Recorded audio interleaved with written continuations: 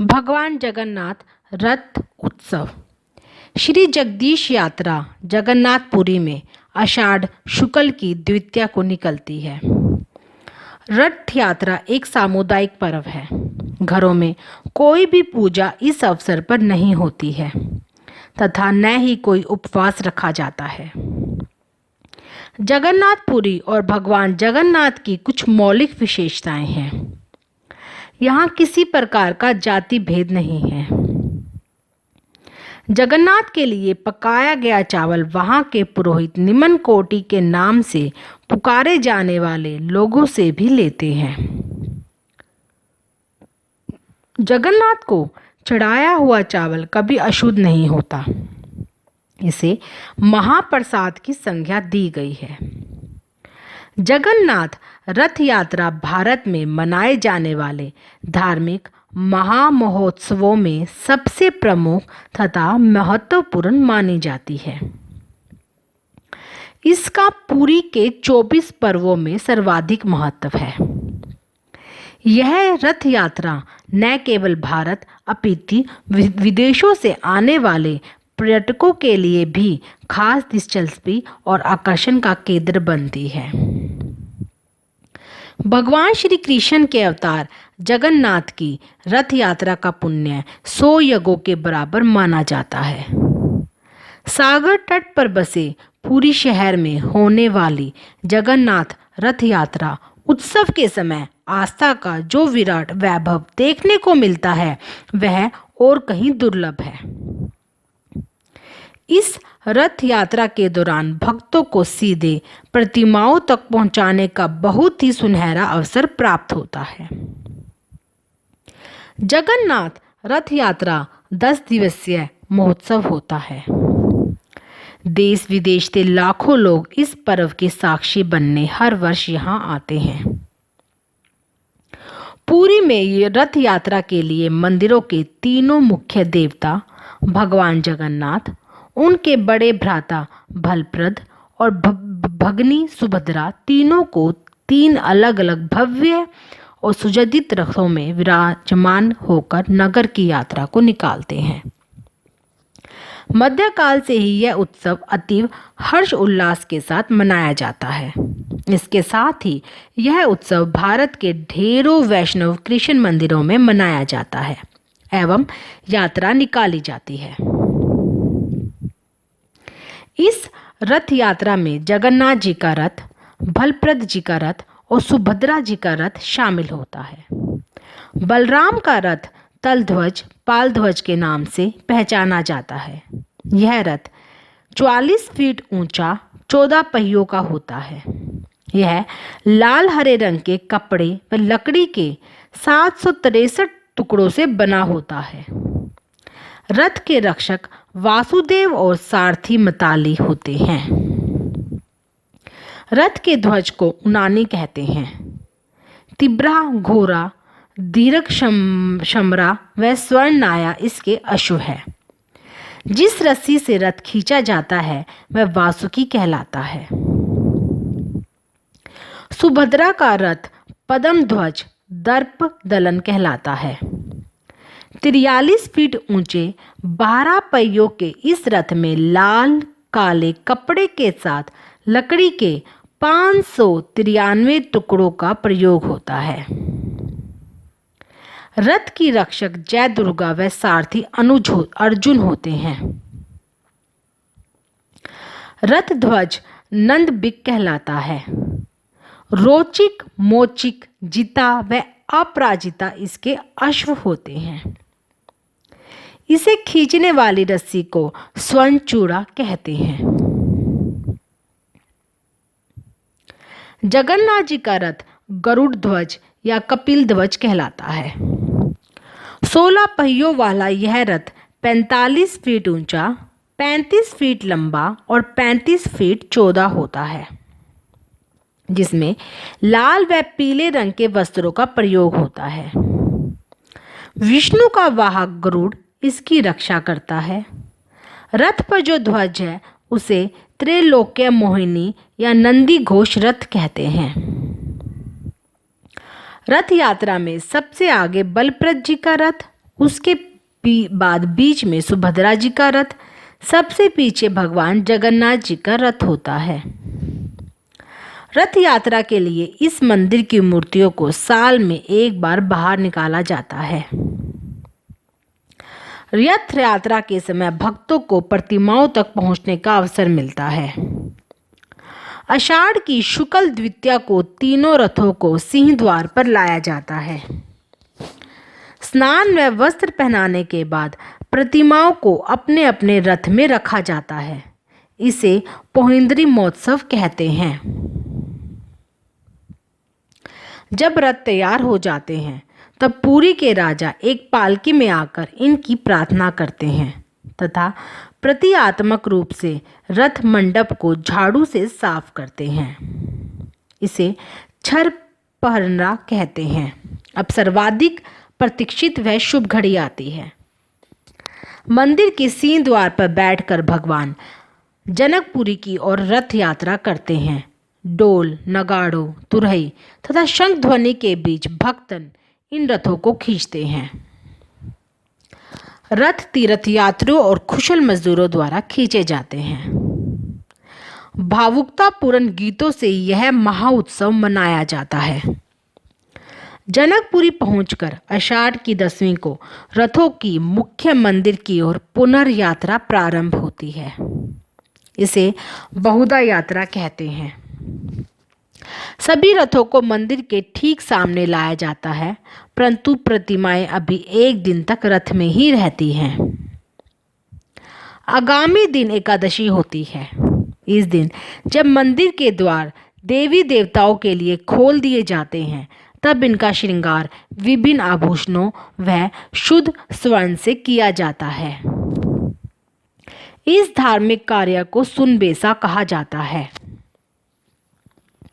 आसपास के दर्शकों के मनोरंजन के लिए प्रतिमाओं की वापसी यात्रा के मध्य एक हास्यपूर्ण दृश्य किया जाता है। मुख्य जगन्नाथ मंदिर के अंदर एक छोटा महालक्ष्मी मंदिर भी है। ऐसा दिखाया जाता है कि भगवती लक्ष्मी इसलिए क्रुद्ध है क्योंकि उन्हें यात्रा में नहीं ले जाया गया। वे भगवान पर कटाक्ष करती है। प्रभु उन्हें मनाने का प्रयास करते हैं। वह कहते हैं कि देवी को संभवतः उनके बड़े भाई बलभद्र के साथ बैठना शोभा नहीं देता। पुजारी व देवदासियां इसे लोकगीतों में प्रस्तुत करते हैं। क्रुद्ध देवी मंदिर को अंदर से बंद कर लेती है, परंतु शीघ्र ही पंडितों का गीत उन्हें प्रसन्न कर देता है। जब मंदिर के द्वार खोल दिए जाते हैं तब सभी लोग अंदर प्रवेश करते हैं। इसी के साथ इस दिन की भगवान जगन्नाथ की है अत्यंत अद्भुत व अनूठी यात्रा हर्षोल्लास से संपन्न हो जाती है। प्रति वर्ष ये रथ नए बनाए जाते हैं। भगवान जगन्नाथ की रथ यात्रा के लिए रथों का निर्माण लकड़ियों से होता है। इसमें कोई भी कील या कांटा किसी भी धातु का नहीं लगाया जाता। यह एक धार्मिक कार्य है जो पीढ़ी दर पीढ़ी आगे बढ़ता रहा है। यात्रा की तैयारी अक्षय तृतीया के दिन श्री कृष्ण, बलराम और सुभद्रा के रथों के निर्माण के साथ ही वनजंगा महोत्सव से शुरू हो जाती है तथा लकड़ियां चुनने का कार्य इससे पूर्व बसंत पंचमी से शुरू हो जाता है। पुराने रथों की लकड़ियां भक्तजन श्रद्धापूर्वक खरीद लेते हैं और अपने अपने घरों की खिड़कियां, दरवाजे आदि बनवाने में इनका प्रयोग करते हैं। इस पवित्र धार्मिक कार्य के लिए दूर दूर से लोग प्रत्येक वर्ष पुरी में आते हैं। भव्य रथ घुमावदार मार्ग पर आगे बढ़ते हैं तथा गुंडीच मंदिर के पास रुकते हैं। ये रथ यहाँ पर 7 दिन तक रहते हैं। यहाँ पर सुरक्षा व्यवस्था काफ़ी चुस्त व दुरुस्त रखी जाती है। वर्तमान रथ यात्रा में जगन्नाथ को 10 अवतारों के रूप में पूजा जाता है। उनमें विष्णु, कृष्ण और वामन और बुद्ध हैं। जगन्नाथ मंदिर में पूजा, आचार व्यवहार, रीति नीति और व्यवस्थाओं को शैव, वैष्णव, बौद्ध, जैन धर्मावलंबियों ने भी प्रभावित किया है। रथ का रूप श्रद्धा के रस से परिपूर्ण होता है। वह चलते समय शब्द करता है। उसमें धूप और अगरबत्ती की सुगंध होती है। इससे भक्तजनों का पवित्र स्पर्श प्राप्त होता है। रथ का निर्माण बुद्धि, चित्त और अहंकार से होता है। ऐसा रथ रूपी शरीर में आत्मा रूपी भगवान जगन्नाथ विराजमान होते हैं। इस प्रकार रथ यात्रा शरीर की और आत्मा के मेल की ओर संकेत करता है और आत्मदृष्टि बनाए रखने की प्रेरणा देता है। रथ यात्रा के समय रथ का संचालन आत्मा युक्त शरीर करता है, जो जीवन यात्रा का प्रतीक है। यद्यपि शरीर में आत्मा होती है तो भी वह स्वयं संचालित नहीं होती, बल्कि उसे माया संचालित करती है। इसी प्रकार भगवान जगन्नाथ के विराजमान होने पर भी रथ स्वयं नहीं चलता, बल्कि उसे खींचने के लिए लोक शक्ति की आवश्यकता होती है। रथ यात्रा का विभिन्न टेलीविजन चैनलों के द्वारा सीधा प्रसारण भी किया जाता है। सारा शहर श्रद्धालु भक्तजनों से खचाखच भर जाता है। भगवान जगन्नाथ की इस यात्रा में शायद ही कोई ऐसा व्यक्ति हो जो कि सम्मिलित न होता हो। श्री जगन्नाथ मंदिर इतिहास।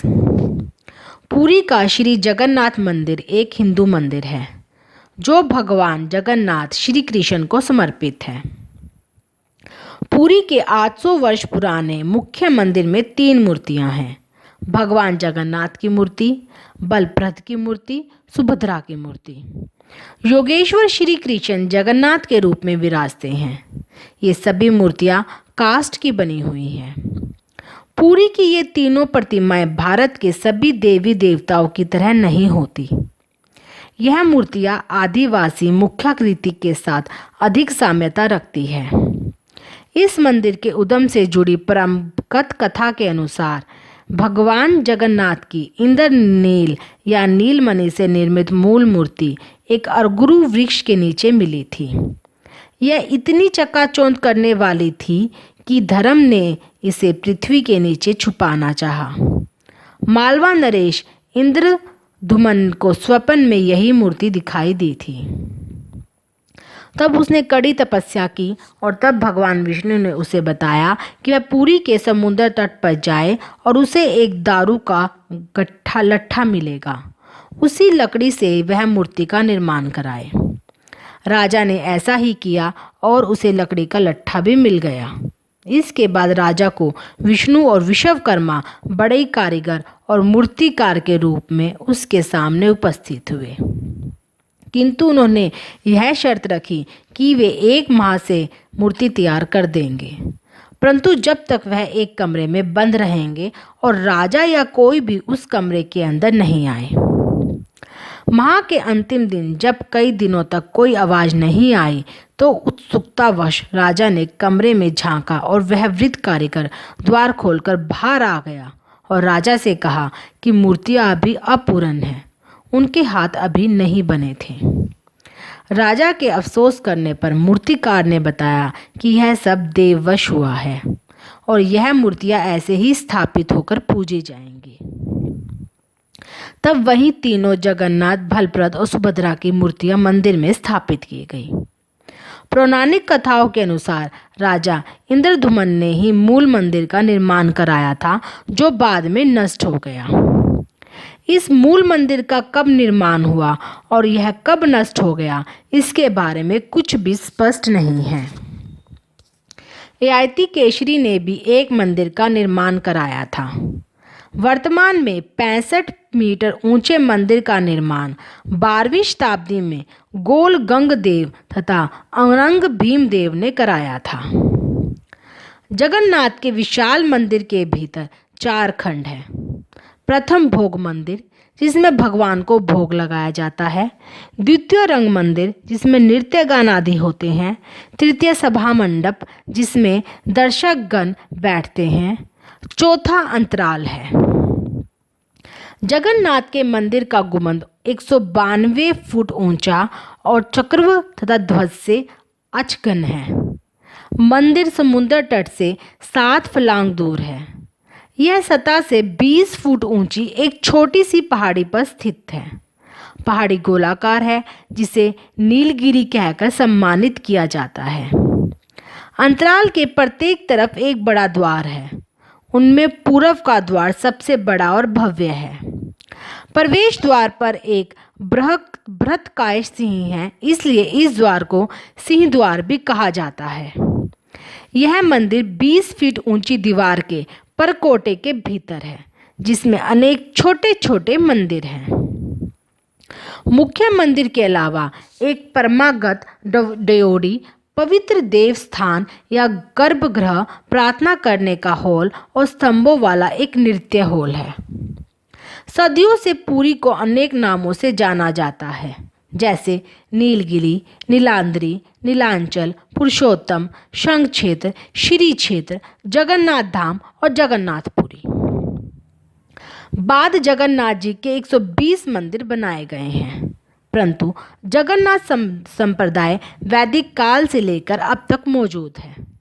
जगन्नाथपुरी का वंश स्कंद पुराण, नारद पुराण, पद्म पुराण और ब्रह्म पुराण में भी मिलता है।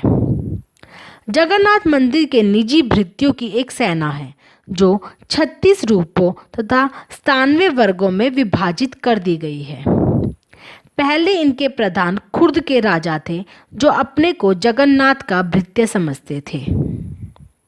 श्री जगन्नाथ मंदिर भारत के अशोका राज्य के तटवर्ती शहर पुरी में स्थित है। यहाँ पर 12 महत्वपूर्ण त्योहार मनाए जाते हैं, लेकिन इनमें सबसे महत्वपूर्ण त्योहार जिसे अंतर्राष्ट्रीय ख्याति प्राप्त है, वह रथ यात्रा ही है। जगन्नाथ शब्द का अर्थ जगत के स्वामी होता है। इनकी नगरी ही जगन्नाथपुरी या पुरी कहलाती है। इस मंदिर को भारत के 4 धामों में से एक गिना जाता है। यह वैष्णव संप्रदाय का मंदिर है, जो भगवान विष्णु के अवतार श्री कृष्ण को समर्पित है। यह मंदिर वैष्णव परंपरा और संत रामानंद से जुड़ा हुआ है। यह गौड़ीय संप्रदाय के लिए खास महत्व रखता है। इस पंथ के संपादक श्री चैतन्य महाप्रभु भगवान की ओर आकर्षित हुए थे और कई वर्षों तक पुरी में रहे भी थे। भगवान जगन्नाथ और उनके मंदिर ने अनेक संप्रदाय धार्मिक समुदाय के गुरुओं को आकर्षित किया है। आदि शंकराचार्य ने इसे गोवर्धन पीठ स्थापित करने के लिए चुना है। उन्होंने जगन्नाष्टक का भी संकलन किया। अन्य धार्मिक संत या धर्म गुरु जो यहाँ आए तथा भगवान जगन्नाथ की पूजा की, उनमें माधवाचार्य, लीलम्बाचार्य, सियानाचार्य, रामानुज, रामानंद, तुलसीदास, नानक, कबीर तथा चैतन्य और स्थानीय संत जैसे जगन्नाथ दास, बलराम दास, अच्युतानंद, यशवंत, शिशुअनंत और जयदेव भी यहाँ आए तथा भगवान जगन्नाथ की पूजा की। पुरी में इन संतों द्वारा मठ या आश्रम स्थापित किए गए, जो अभी भी मौजूद हैं तथा किसी न किसी रूप में जगन्नाथ मंदिर से संबंधित है। बौद्ध मूल। कुछ इतिहासकारों का विचार है कि इस मंदिर के स्थान पर पूर्व में एक बौद्ध स्तूप होता था। उस स्तूप में गौतम बुद्ध का एक दांत रखा था। बाद में इसे वर्तमान स्थिति कैंडी श्रीलंका पहुंचा दिया गया। इस काल में बौद्ध धर्म को वैष्णव संप्रदाय ने आत्मसात कर लिया था और तभी जगन्नाथ अर्चना ने लोकप्रियता पाई। यह 10वीं शताब्दी के लगभग हुआ, जब उड़ीसा में सोमवंशी राज्य चल रहा था। महाराजा रंजीत सिंह, महान सिख सम्राट, ने इस मंदिर को प्रचुर मात्रा में स्वर्ण दान किया था, जो कि उनके द्वारा स्वर्ण मंदिर अमृतसर को दिए गए स्वर्ण से कहीं अधिक था। उन्होंने अपने अंतिम दिनों में यह वसीयत भी की थी कि विश्व प्रसिद्ध कोहिनूर हीरा, जो विश्व में अब तक सबसे मूल्यवान और सबसे बड़ा हीरा है, इस मंदिर को दान कर दिया जाए।